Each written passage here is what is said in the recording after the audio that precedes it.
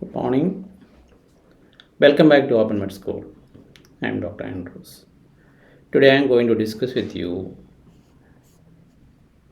about acute coronary syndrome. Acute coronary syndrome constitutes a group of conditions which are due to ischemia occurring in the myocardium due to decreased blood flow in the coronary arteries.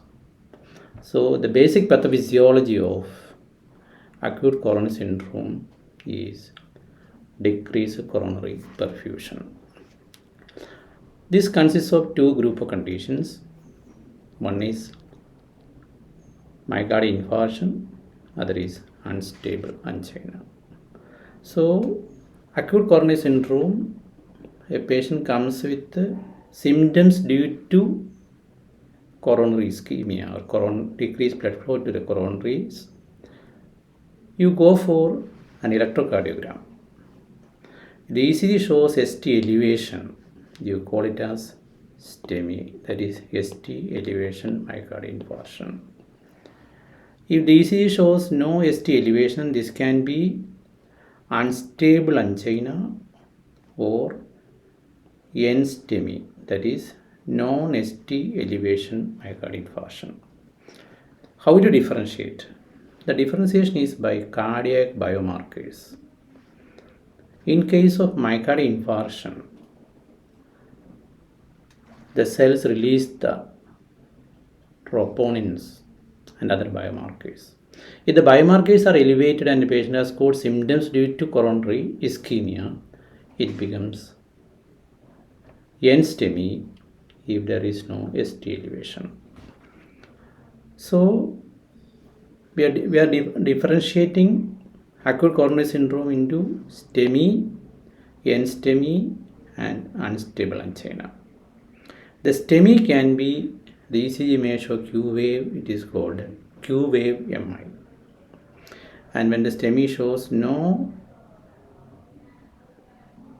Q waves, it is called non-Q MI. So this is what you should know regarding the basic classification of acute coronary syndrome.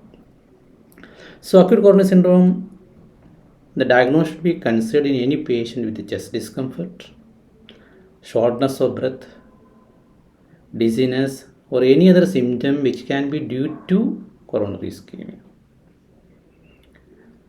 Women, older adults and patients with diabetes, especially those with cardiac autonomic neuropathy, may not present with the classical chest pain. They can have the presentation maybe as severe fatigue, acute left ventricular failure, presenting as severe breathlessness or even pulmonary edema. This should be kept in mind. A 12-lead electrocardiogram should be taken within 10 minutes of arrival. The patient should have an ECG. It should be recorded and read within 10 minutes. Repeat every 10 to 15 minutes if the ECG is non-diagnostic, but the clinical suspicion is strong. So don't wait for 3 to 4 hours for the next ECG. After the first ECG, if your clinical diagnosis is acute coronary syndrome, you repeat it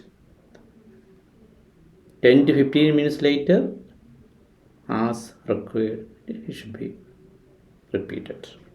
Hope this point is clear to you. Now going to the ECG. The ECG, what you are going to look for is whether there is ST segment elevation. So here you can see the normal ECG. This is the point we will be looking for, that is elevation of the J point. J point is the junction of the QRS with the ST segment. So this point is the J point.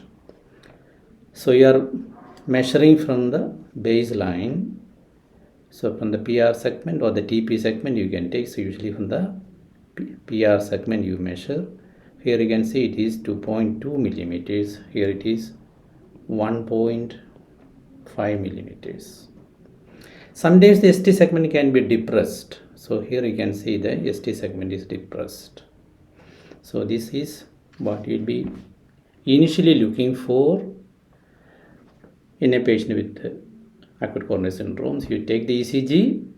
Of course, you have to look for the rhythm, whether it's any arrhythmias, etc. But as far as the ischemia is concerned, you will look at the ST segment. And here you can see an ECG will show definitely the ST segment is elevated. So this is an example of a STEMI, ST segment elevation, myocardial infarction. And this ST elevation is occurring in the anterior lead. So you can see V1, V2 and V3. So this is an example of a acute anterior wall myocardial infarction. The diagnosis of or identification of wall we will discuss in another session. Let us look into the criteria for diagnosing myocardial infarction, that is STEMI, by looking into the ECG. Classically, we say that ST elevation more than 1 millimeter, that is in all the leads, but minimum 2 anatomically contiguous leads should be affected. So in 2 leads, ST segment elevation more than 1 millimeter for all ages, it is considered ST elevation. But there is an exception. In V2 and V3, the criteria is little different. For females of any age, it is 1.5 millimeter more than, so it is less compared to males. Males more than 40 years, it is 2 millimeters, and males less than 40 years, you take more than 2.5 millimeters. So regarding the ST elevation, there is a difference between males and females. In females of any age, it is more than 1.5 millimeter V2, V3. Males more than 40 years, you take it as 2 millimeters, and less than 40 years, 2.5 millimeters is taken as the cutoff for ST elevation. Hope this is clear to you.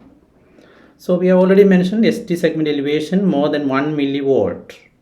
For more than 0.1 millivolt, that is equal to 1 millimeter in 2 anatomically contiguous leads. So V1, V2, V2, V3, these are all anatomically contiguous leads. Hope this point is clear to you. Now we have divided the myocardial infarction into STEMI, NSTEMI and unstable angina. STEMI and in STEMI, NSTEMI, the cardiac biomarkers are elevated.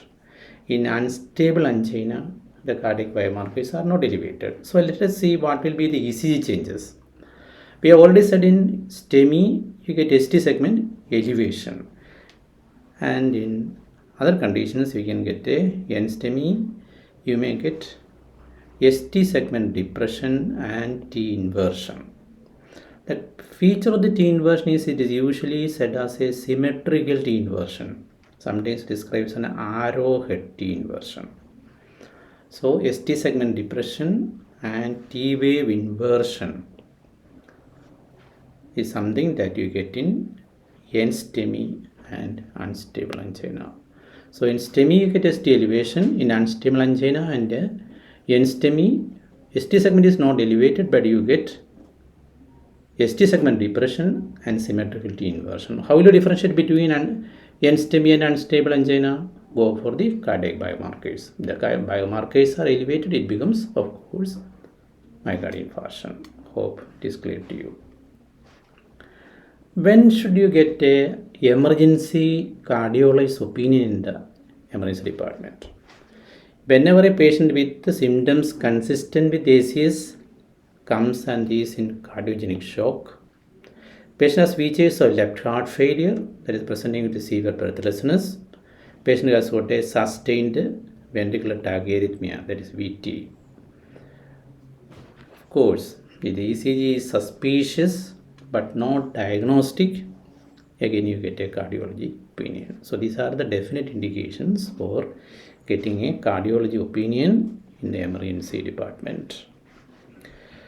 Now, so you have got a patient coming to the casualty with symptoms suggestive of acute coronary syndrome. I have already said it need not be chest pain alone. It can be breathlessness, epigastric discomfort, just severe fatigability, syncope, palpitation. Anything can be there. That should also be kept in mind. So we go for initial intervention in the casualty. First is stabilize the airway. Assess and stabilize the airway. Think about the ABC. Airway, breathing and circulation. Attach the patient to cardiac monitor. Multi-para monitor, the patient be connected. Oxygen should be administered if the SpO2 is less than 90%. Establish IV line. And if the patient has got a ventricular tachyarrhythmia, go by the ACLS protocol.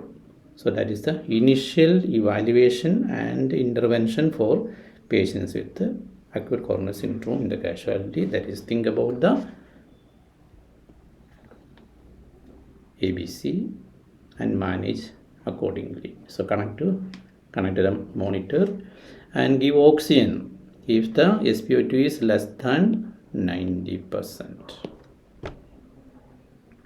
and maintain it above 90%. Hope it is clear to you. So once the stabilization is over, in the casualty we are going to manage the patient like this. Patient comes with a chest pain, suspicion or any other symptoms, suspicion of ACS is there. You order for an urgent ECG. If the patient has got ST elevation, it is STEMI. You manage for reperfusion and other medications. No abnormalities, but ST depression or T wave inversion, you go for the troponins is positive and negative can occur. It is positive and the patient has got it becomes NSTEMI. In a high risk patient with NSTEMI, you go for some invasive therapy and it's a low risk cases and unstable angina, you go by non-invasive therapy. So this is the protocol that you usually follow in the casualty. So any patient coming to the casualty with the symptoms of ACS, you go for ABC, connect the patient with the monitor, start IV line, take blood for troponins and other investigations, get urgent ECG within 10 minutes, and depending upon the ECG, you go for further management. The treatment of acute coronary syndrome can be, as mentioned, it is ST segment elevation myocardial infarction. The question will be whether there is a PCI percutaneous coronary intervention is available within 90 minutes. If it is available, go for PCI. If it is not available, you go for fibrinolytic therapy. So this is the guideline that we are following. In NSTEMI and unstable angina, you go for risk assessment like gray scoring. In the low risk patient, you go for conservative therapy. In high risk patient, you go for invasive therapy, including PCI or bypass. So the details of this will be discussed in the next session. So today's primary aim was to make you understand the concept of acute coronary syndrome, which consists of unstable angina and myocardial infarction. Myocardial infarction you divide into STEMI and NSTEMI. In the casualty emergency department, when the patient comes, the initial stabilization. Next session we'll be discussing management of each one of them. Hope it was useful. Thank you.